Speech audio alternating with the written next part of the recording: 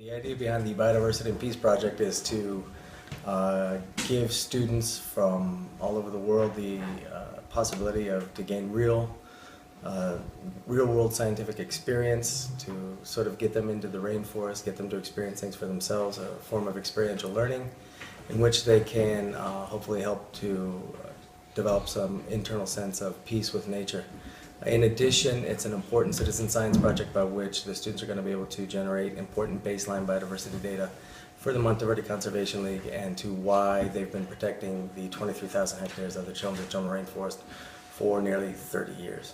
So a lot of people will look at what a service learning week is and think that it's not real service because it's about you, it's about your learning rather than what you're actually doing. But I think it's actually one of the most powerful types of service because we're all here because we really want to be here, and we chose to come on this one and we chose to do this kind of learning, so it's fueled by passion in a way that a lot of the others aren't. You do something and then the experience is what's around that. You go on this trip for you, while here the experience is the purpose, the experience is the learning. And as a result, that service both to ourselves and then what we can bring to the things around it is just so much stronger because it is fueled by passion rather than just by the name of doing something.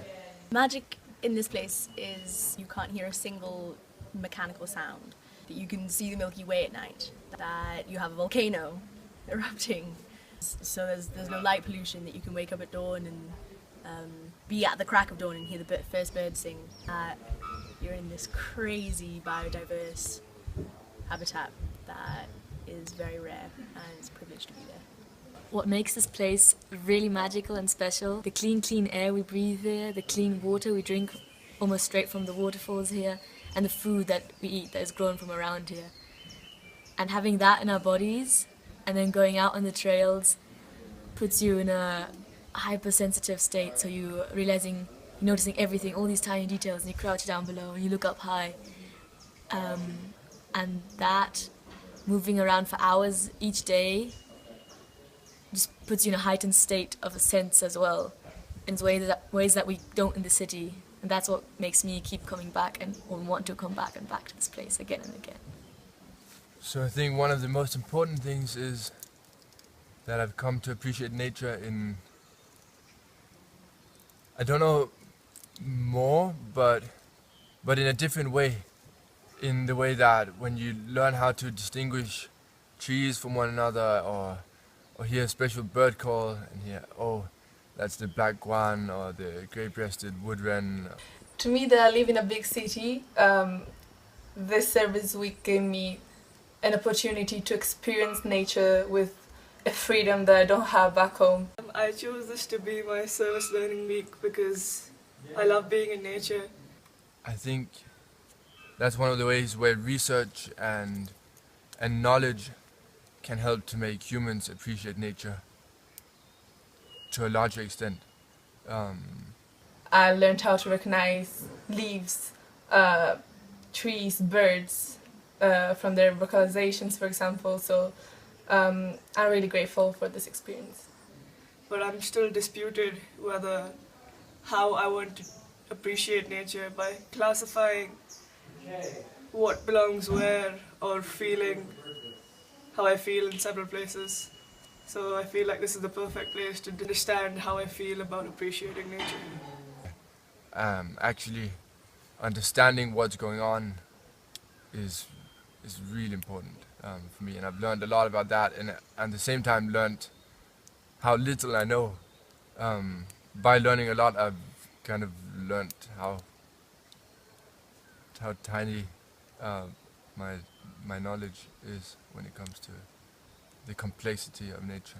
Okay, so I decided to work on my bio-IA here in Monteverde Cloud Forest, and I set up 3 sheets in different, all next to each other, each with a different type of light. We have a white light, a UV light, and a red light. Bueno, entonces mi proyecto consiste en poner unas cámaras trampas en uno de los senderos. And then I record which species are with each light and accumulation of the species, and the project is going to see the diversity of moth types in Monteverde and if the different lights have an effect on how many are attracted to each location. Y simplemente las dejamos ahí durante toda la noche. Son cámaras trampas que se activan mediante movimiento. You can come see the results tonight. Algunas que son bastante sensibles. Hemos capturado imágenes de insectos, mamíferos, aves, murciélagos y eso. Y entonces las cambiamos cada día y revisamos los videos buscando animales interesantes para poder ubicar, para poder discutir sobre la biodiversidad que hay acá. So to give you the piece of what we've been doing, I'm just going to list some of the species that we saw last night when we went on a night hike. We saw a kinkajou, 3 endemic red-eyed stream frogs, and 2 other types of frogs that Jeff could not name. Yeah. I decided I wanted to draw the forest because I like drawing and I also like the forest. We saw about 27 giant crickets of the Grillidae family and 1 giant horned cricket. Drew some ferns because ferns are really nice and they remind me of the universe because they like spread out and the universe is expanding. We saw a sleeping bird that looked like it was out of a Dr. Seuss book, and the forest millipedes, and many cockroaches that were black, white, and red. I don't know, it's words cannot explain how amazing this experience has been for me. Then we saw a snake that was trying to imitate a coral snake to avoid being eaten.